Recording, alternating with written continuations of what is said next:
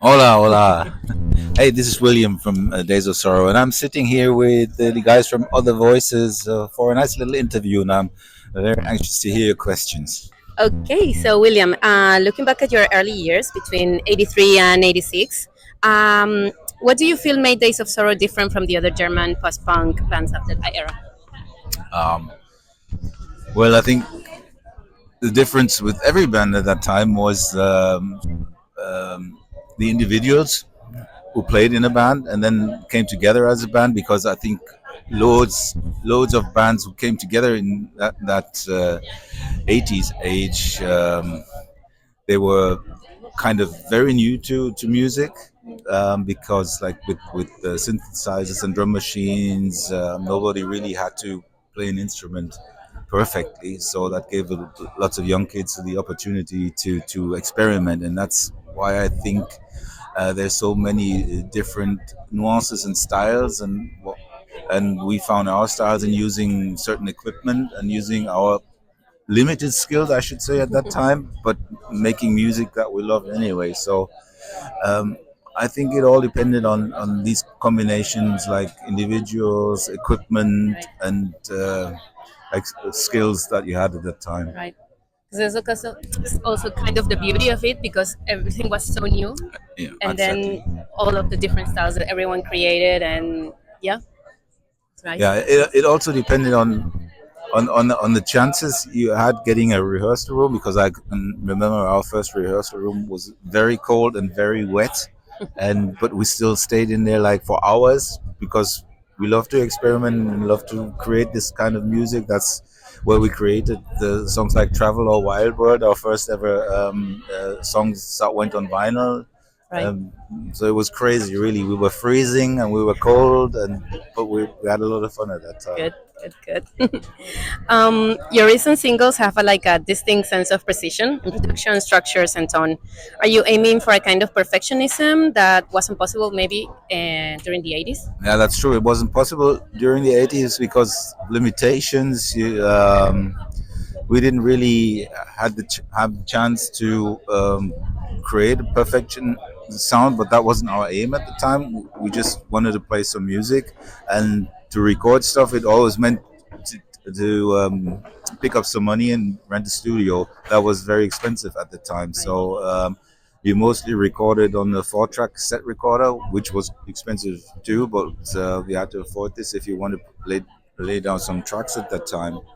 And nowadays, like, it's all in the box, more or less. So many bands don't have to spend that much money to record stuff, and it all depends on your skills. And I've been in the music business ever since, so I know my way how to create stuff and make it a little bit more perfect than before. It's not my aim, but it's like just the way I work. Yeah.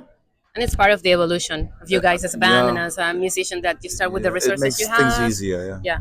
And then it goes for better. It's not as fun as the old days anymore, but waiting in the studio until it's your turn, and watching the tape machine roll and raise and roll back and everything. It's not as fun anymore, but it's more effective Right. nowadays. Yeah. There's also like a distinct continuity between your early songs and the new material. Mhm. How do you keep that balance between preserving your sound and allowing it to evolve? Well, actually, it's easy because when we got back together again, we decided to use the same equipment we used in the early days, and that was basically a Roland drum machine, Yamaha DX7, and Roland Juno 60, which unfortunately was stolen a while ago. But nowadays you can get emulations of that Right. as software, and we use a lot of that at this time. But we still, even though you have unlimited access to every synth ever made nowadays, we stick to these. Maybe you use an Oberheim or Prophet as well, but mainly it's like a DX7 and a Juno 60. Right. So that's how we preserve our songs. Yeah. And speaking of lyrics, like when writing lyrics today, do you feel more drawn to the same themes as in your early years, or has your lyrical focus shifted over time, socially, emotionally, or even aesthetically? It depends. I still recall my feelings of the early days, and it will reflect in a new track which will be out on a new album. It'll be called "Who We Are," and it's all about the sound and the music we created back then and still do, and the lyrics really reflect what we are about in terms of Right. music. Yeah, and of course I reflect on the current political situation, which has changed a bit, but I know of crisis in the 80s and stupid politicians and whatever. Sing about that as well Right. as in those days. Some of your recent shows have taken place in festivals with younger crowds and newer bands of the on the bill. How do you feel Days of Sorrow fits within this new generation of darkwave and post punk? I think it shows that young people start to buy our records nowadays when they see us at a show. Either, well, obviously either they like us or they don't, but there's young people who really like us. It's funny, I went to, like 5 years ago, I went to a party of one of my old school friends who haven't seen each other a long time, and his son came up to me and said, "Hey, are you William? You're from Days of Sorrow? We play a Wild World record at every of our parties." And he was like 22 or Wow. 23, so that's crazy, yeah. But yeah, I think we can connect with younger people because it's like just the energy that we represent on stage. We're not just like people. Well, I am not. Obviously, I am not like just somebody who's standing there and singing down my songs. But I really like to transform the energy from the stage onto the audience, Yeah. and they seem to appreciate that a lot. How do you approach studio work today compared to your early sessions in the 80s? Has your creative process changed significantly? Let me talk about this because in the early days it was very much different than it is now. Because in the early days we got together in a rehearsal room and we just started jamming on, experimenting on stuff, and so many songs came from just like experimenting along. Nowadays it's more or less it's I have a little studio and I'm sitting in the studio and I experiment the same way as I did like in the early days, but it's more or less all by myself Right. nowadays.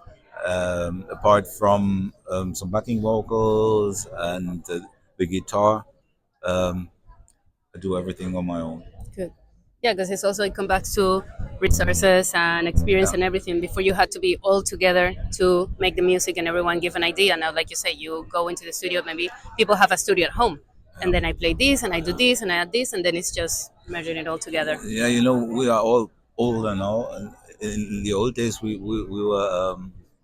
It was a different lineup, but then again, we were like friends or school friends, and we all lived in one place, like town or a village, and then we got together and went to the rehearsals. Nowadays, you know, I live in Dortmund. Frank lives in Dortmund, but Kati, the other keyboard, she lives like 1.5 hours away, and our current guitarist Yo-Yo Brandt, he lives in Hamburg. So there's no chance for us to get together Yeah, because everyone still has got a job, exactly. yeah, and the family, so it's more difficult. So I do this in the studio at my home, and then I spread the tracks and send them out to the Yo.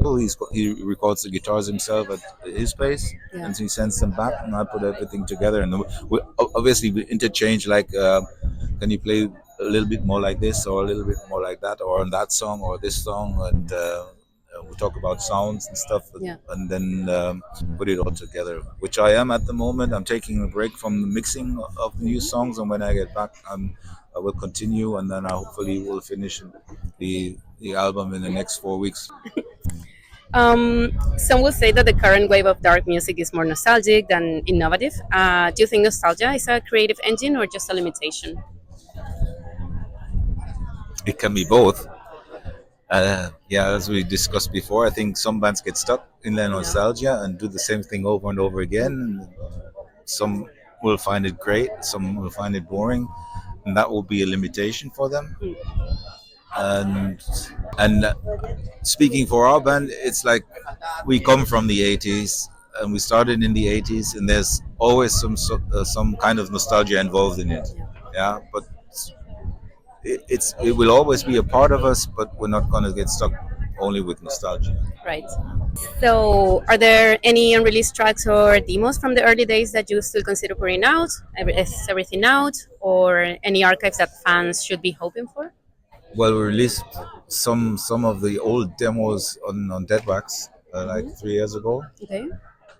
on a double album which is called Whatever Happens, which is like cited from the Wild World track, and we have one or two left on the tape cassette, but I'm not looking into it right now. If we can ever release this, we'll have to see, because the quality is very bad, and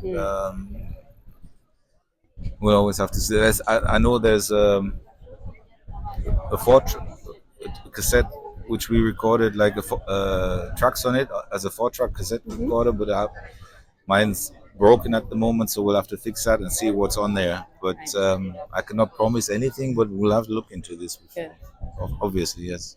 And last one, what's next for Days of Sorrow in 2025? As soon as we decided which tracks will be on the album, we'll decide on a track for a video. We're going to do a video for at least one of the tracks. Okay. And then from September on, we'll start to playing live again and to promote this. We'll start like in Germany. We'll be doing 2 support slots for Clan of Xymox in September. We're going to Lille in France, and then Brussels, Belgium, and Hamburg.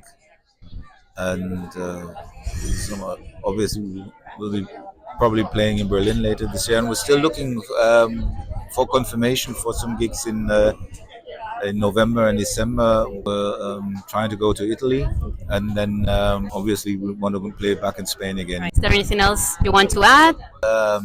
The first connection of Days of Sorrow, it all started here in Tarragona, because if you want me to tell the stories, it's like a little bit crazy. We were in our wet rehearsal room. Okay. One day, we were smoking back then. So we took a break, went outside and smoking. There came 4 guys, like 2 boys and 2 girls. They looked like some punkish, new wave style, and we started talking, and we found out they came from Tarragona, and they were like visiting friends in Dortmund, and they went to their rehearsals with their band, and they heard our sound. They found our sound more interesting, so they stuck with us. Went back into the rehearsal with them, and we established a contact with them, and we gave them some records to take back home to Tarragona. The keyboarder and myself, we said, "Oh, it was summertime, then we'll go to Tarragona." So they set up some interviews at Tarragona radio station and in Barcelona, and the radio stations there, and then we gave the DJ some of the records. That's why a lot of people still know us from that age, because they know the Wild World EP, and so that was our first connection to Spain. And unfortunately, we don't have any contact anymore to these guys. Maybe they will turn up at a gig one day when we play here. But that's how we came here in the first place. Okay. Thank you so much for taking the time. Thank you for Thank you. taking your time, and for the very interesting questions. I hope you will have a lot of success with other voices, and all the best for you guys. And I hope to see you at the show.